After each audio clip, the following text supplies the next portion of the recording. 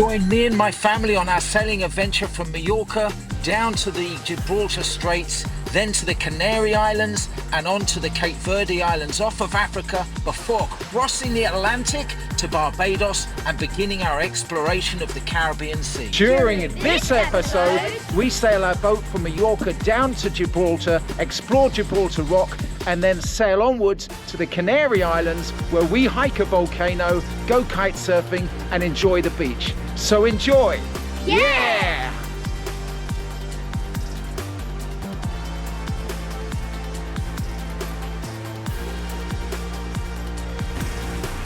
Mackenzie's on the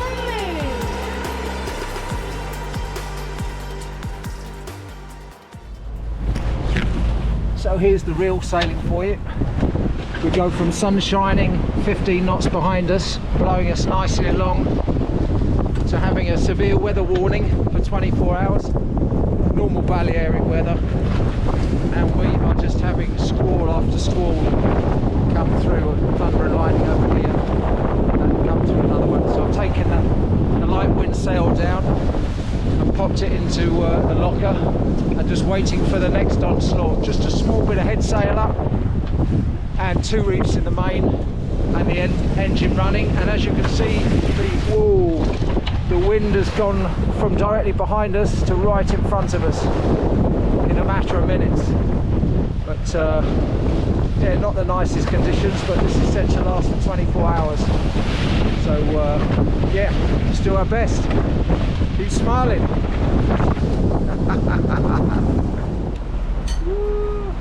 Super outside the weather.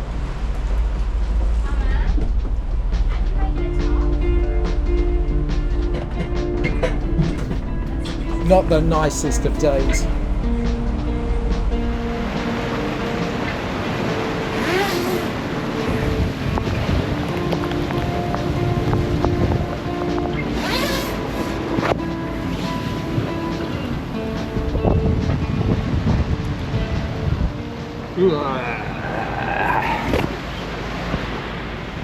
So yesterday was a long day with lots of storms, similar to the storms and the flooding in Valencia a few days ago. They're still coming hard. So there was 2 or 3 storms that we were passing and sailing through yesterday, which was rather nasty. Not too much wind, 20-30 knots, but just so much rain. But the night has been good. It's 6:30, the sun's about to come up behind me. I managed to get 3 or 4 hours sleep between sort of 1 and 4 a.m.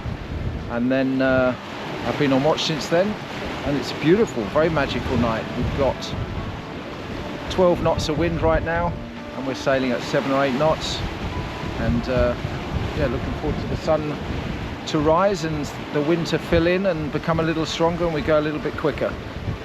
A magical night.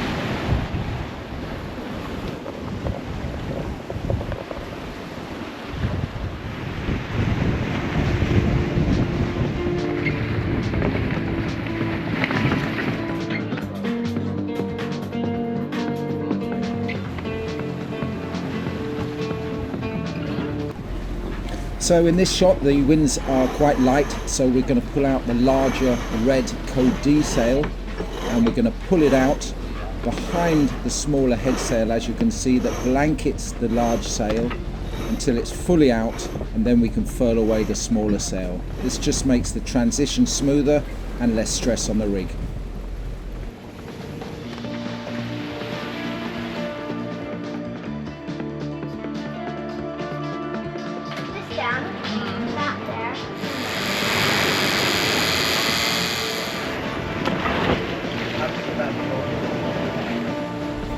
Not my favourite job, trying to put the water generator into the water when you're doing 11-12 knots.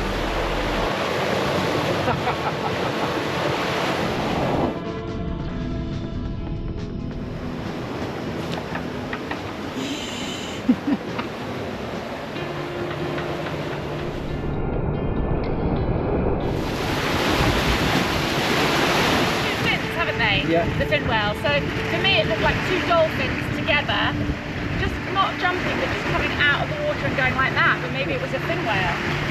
Wow, it's a good lookout then, weren't we? Yeah, it's exciting. It's lesson in how to walk about on the deck, okay? When you're harnessed on, don't walk about all like this. You've got to walk about like a crab, okay?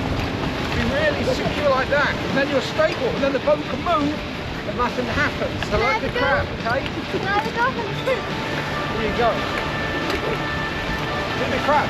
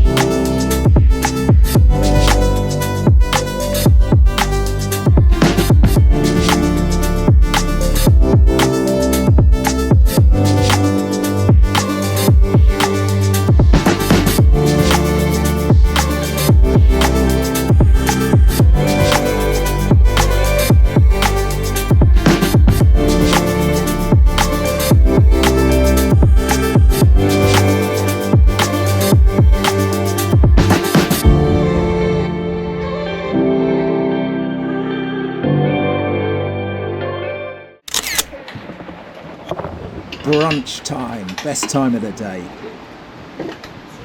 Well, that was a bit of fun. So we're sailing along. I'm on watch. It's time is it? It's 5 o'clock in the morning, and we have the large blue sail out, which is good. And we have about 20 knots of wind. Then all of a sudden it pipes up to just over 30 knots with a bit of a squall coming behind us. So we are surfing down the waves at 17 knots. Oof. So we furled away the sail. I woke the other two up, packed away the sail, and then things are starting to calm down a little bit. But we're in the shipping lane, coming down past Cartagena. But, yeah, that was a bit of excitement for the night, for day 3. Oof. So here we've still got 27 knots, 28 knots. It's dropped down from 35, and we see here we had some good speed, 17.5 knots sitting at that. Oh, it was a hairy ride. Right, now everybody's gone back to bed. I best go and change my underpants. So it's an interesting topic for those sailors out there. This blue north wind trade wind sail that I had made in Palma is it's a hot topic because nobody has used one before on an Outremer like this. So I thought I'd be the first to try because I love the sail. But everybody discusses how much wind it can handle and how long can you leave it up and what strength winds. So it's rated to 27 knots apparent, which is about 35 knots true, which is what I just had. And it handled it very easily, but it's not the problem with the sail, it's the problem with the speed of the boat. So the boat was just going way too fast. So I think this sail, although it can handle strong winds, the boat goes too fast. So I think after 25, 26, 27 knots true, it's about the limit if you've got short, steep waves like this that make you surf. But yeah, interesting to find out the limits of a sail like that.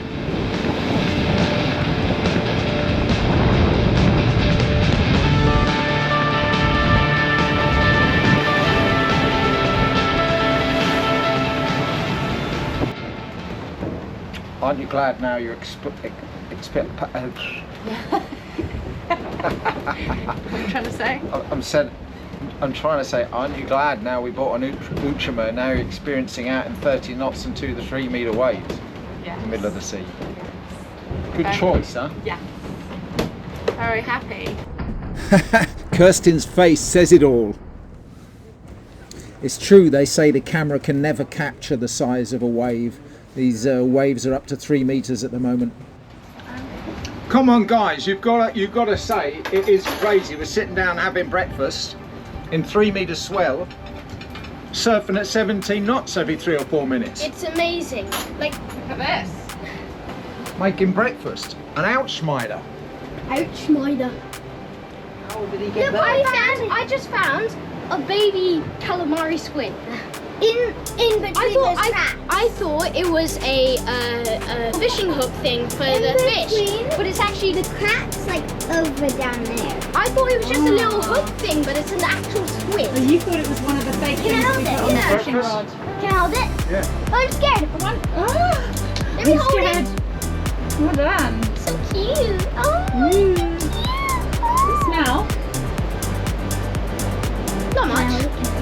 Nailed it. It's so cute. For those of you wondering who this guy is on the left, this is our good friend Andy from back home. He's come to join us for the ride all the way from Palma to the Canaries. So at the moment we are just cruising past, where is this, Andy? Sierra Nevada. Sierra Nevada, with the snow on the top of the mountains. Probably too hard to see with a small camera, but we're cruising past a beautiful part of mainland Spain with snow on the mountains.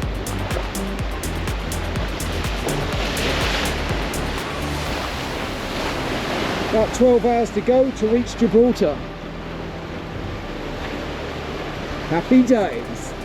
Let's go and see what the kids are up to. I'm just on it like that. Okay? What are you doing? Again.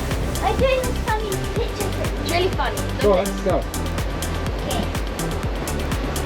3, 2, 1. Go back. Okay.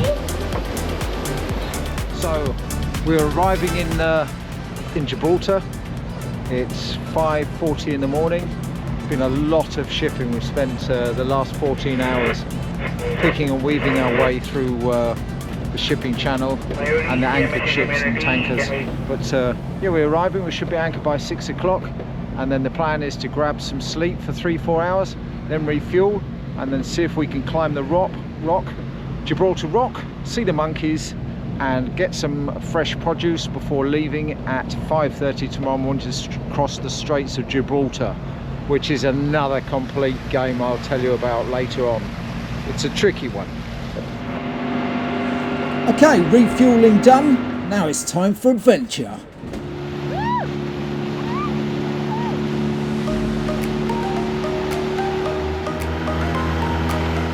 Where are we going, guys? Top of the rock!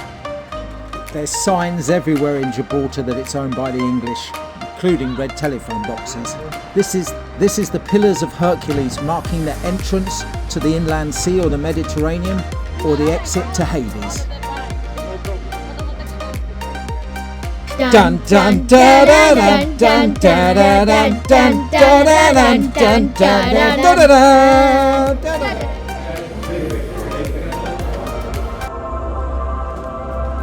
And what can you say about these huge caverns and caves inside the Rock of Gibraltar? It's just absolutely stunning and slightly psychedelic. I was really impressed.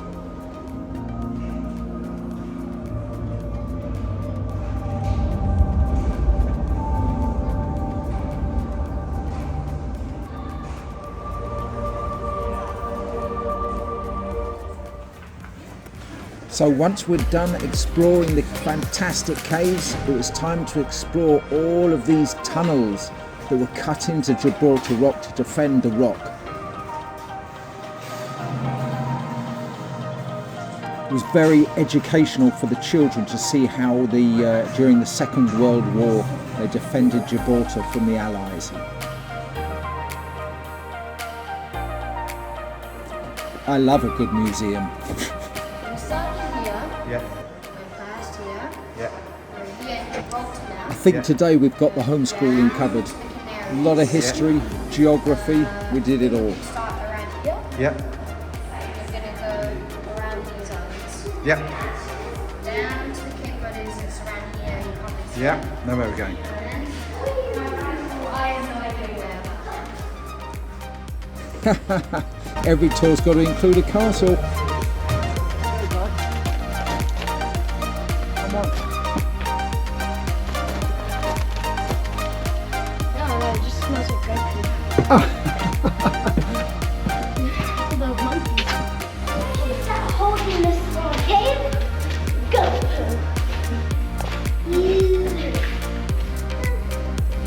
What a view. Okay, time to head back to the boat. We've got an early start at 5 AM tomorrow.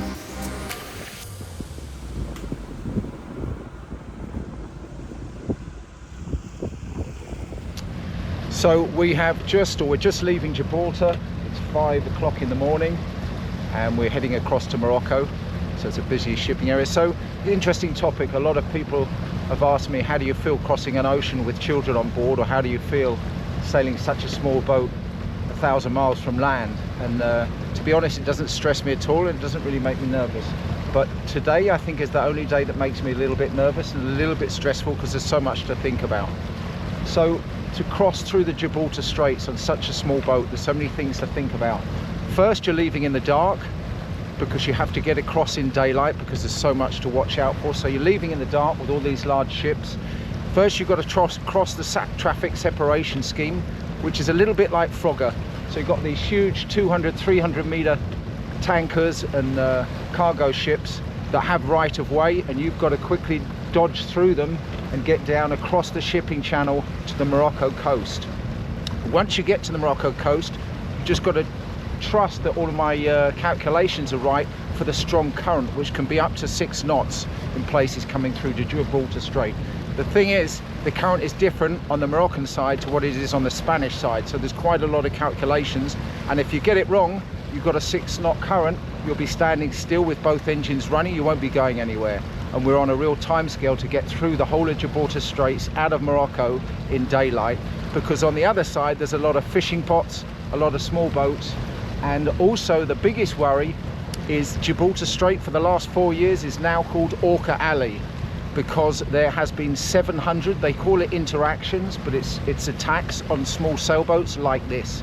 So since the year 2000, there's been over 700 attacks with over 550 boats that have been rescued by the Coast Guard and towed back into port. What the orcas do, they call it interactions, is they come along in the families and they just bite the rudders off and keep chewing the rudders and bashing them. Sometimes this causes leaks in the hull of the boat and sinks the boats.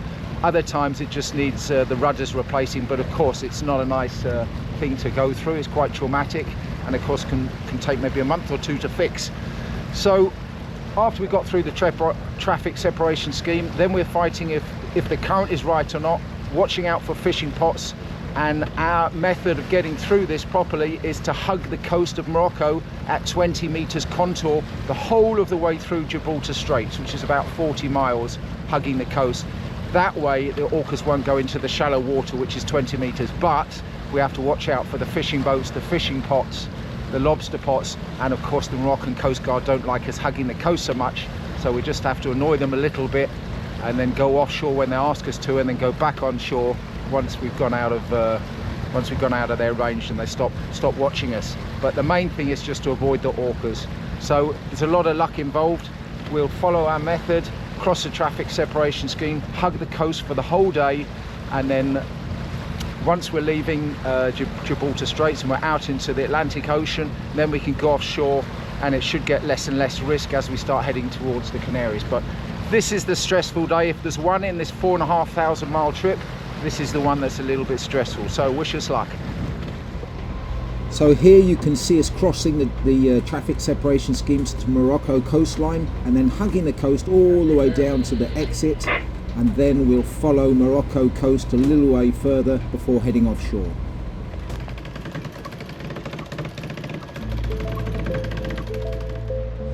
So once on the Moroccan side, you can see here the disturbed water, because we're fighting a 5 knot current just for about 30 minutes before it calmed down and we started going with the current. We managed to pull up some sails and start making some proper headway.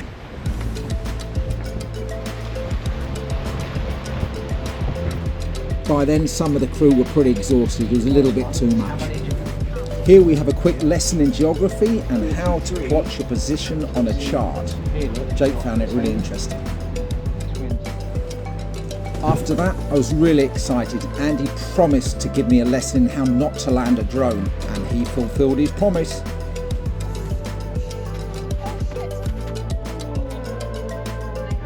So we made it through Orca Alley. Everything went well. It's a good day. We got through by about 1 o'clock. It's been super light winds once we left Morocco. We've only just started to sail now. We've been motoring most of the day. So we're just sailing at 6 knots, super light winds all the way to Graciosa, which is our first Canary Islands, which we should arrive, not sure, 3 or 4 days. We've got 524 miles today, 524 miles to go. And kids, you having fun? Yeah. Pretty cool day, chilled, lots of games, card games, drawing. Kirsten, how's your day been, How right? much money is this? Awesome. How much money is this? Wonderful. It's been really calm. How much money is this? That is a wild card.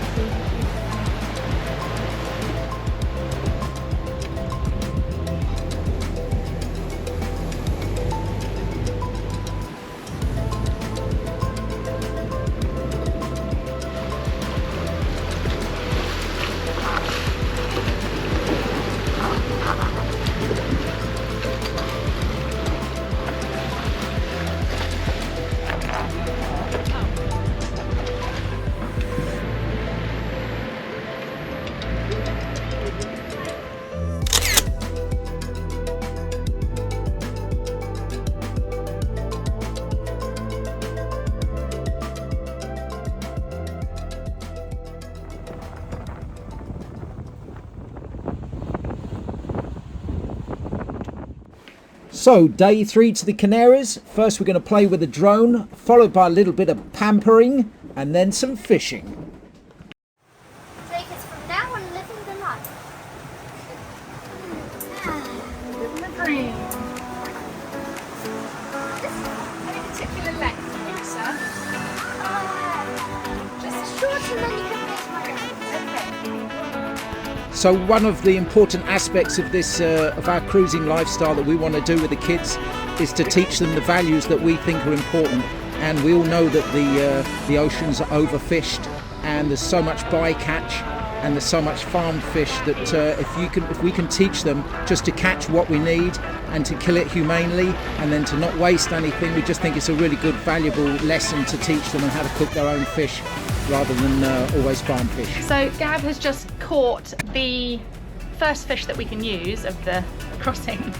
This is the second fish we caught. The first fish was actually a bluefin tuna, but we didn't know exactly what it was at the time, and he mistook it and thought it was something that you couldn't eat and it was going to taste horrible, so he threw it back, and then we got onto Google and realised that we'd just thrown back a bluefin tuna, so yeah, we were all a bit upset about that. But anyway, today we have caught a dolphin fish, also known as mahi-mahi, and the other name for it is dorade.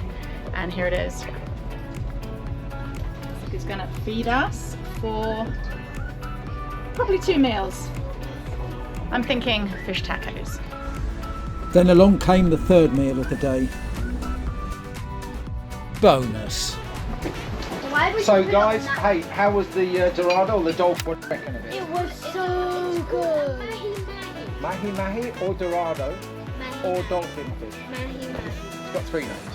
Yeah, but I thought So good? so good. It's dolphins, we're not eating dolphins. Beautiful dolphin fish. It's not dolphin, Not dolphins. dorado. It is so good. It's a mahi-mahi. So time for a quick update. So this is day 3 from Gibraltar to the Canaries. Been a good day so far. We started off with some drone work, then we did Jake had some pampering, followed by some fishing, cooking our own fish for lunch, and now we are beating into the wind for a change. We're trying to chase another catamaran that's the same size as this. It's about 4 or 5 miles ahead of us, so we're trying to catch up with him. But yeah, so far it's going really well, the trip. The kids seem to be really enjoying themselves. They're entertaining themselves all day long, playing games, playing cards. They're making their own little movies, and we're doing some treasure hunts with them. They're helping with the fishing, with the cooking. But yeah, it's going really well. Better than I expected, or better than we expected with the kids. And we're sort of getting into the groove now after a week of sailing, so we're getting through the nights without getting too tired, managing to sleep well, sleep properly, sharing the shifts.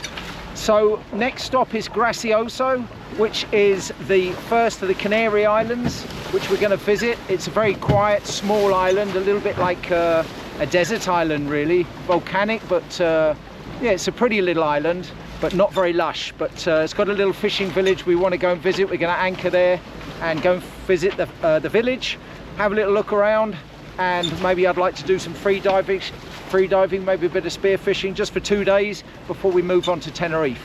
But yeah, so far the trip is doing really well.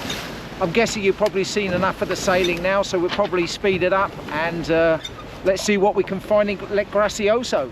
So for all those people that think that sailing is, you know, sitting around, flying drones, watching movies, drinking tea and eating food, a lot of the time it is.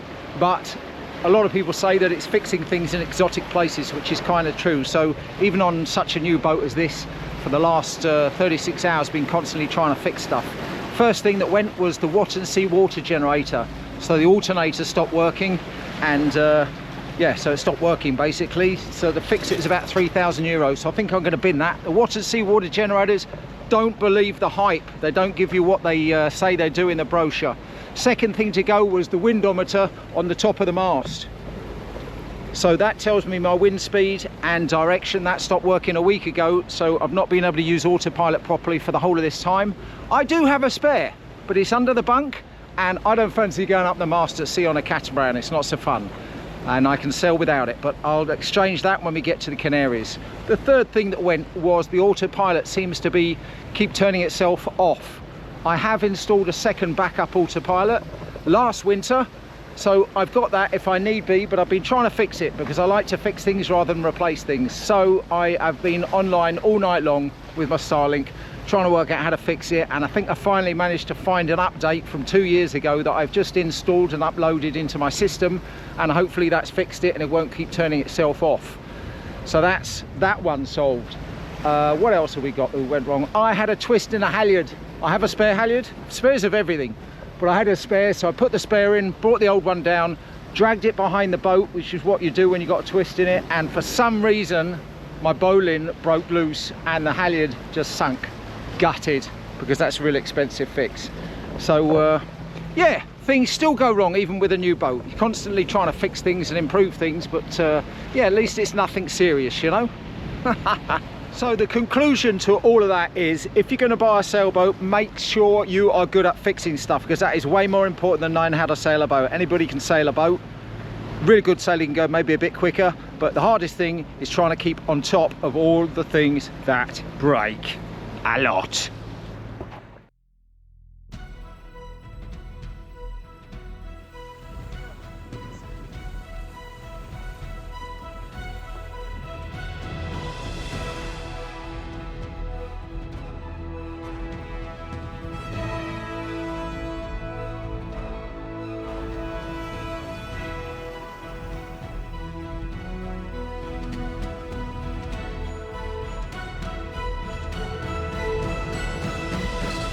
Not quite as exciting as the dolphins, but this little cutie joined us for the whole evening, and we had such a nice game of hide and seek together. There is a bird Watch out, Jay, Amy, watch out. On arrival, quick tidy up and clean of the windows before a nice refreshing dip in the cold Atlantic water. I'm going to do that in a minute. Okay, so here in, what's it called? So we've got up early next to the island of La Graciosa, and the first job is to climb up the mast and put a new windometer, and then we are going to go and Hike up a volcano! hike up a volcano behind us, which is going to be superb. That one's really big. It is really big, yes, but it's going to be a great day. Okay, this is the piece to replace. Now I've got to put it up there.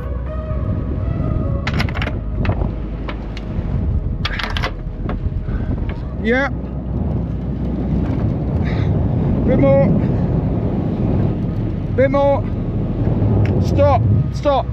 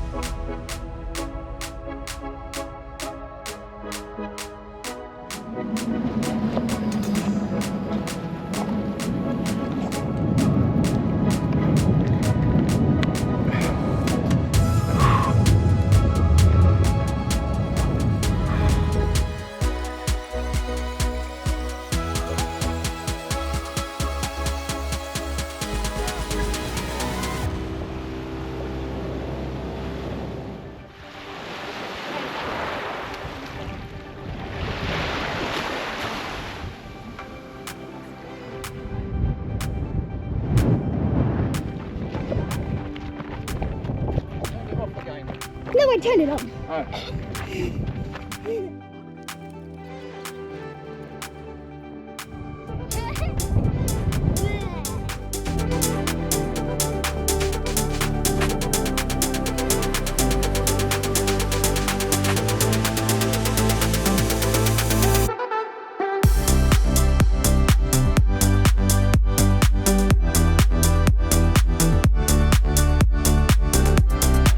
So we have finished the hike up the volcano.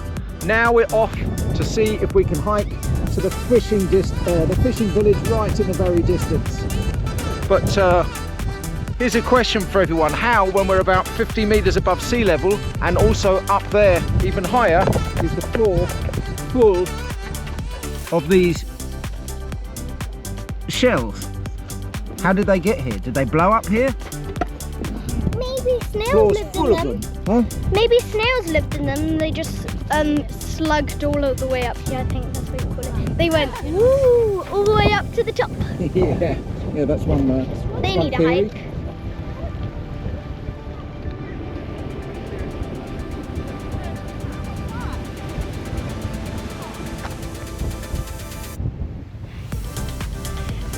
Thirsty.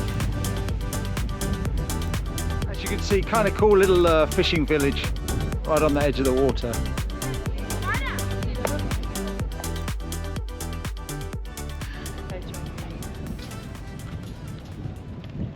Okay guys, let's go.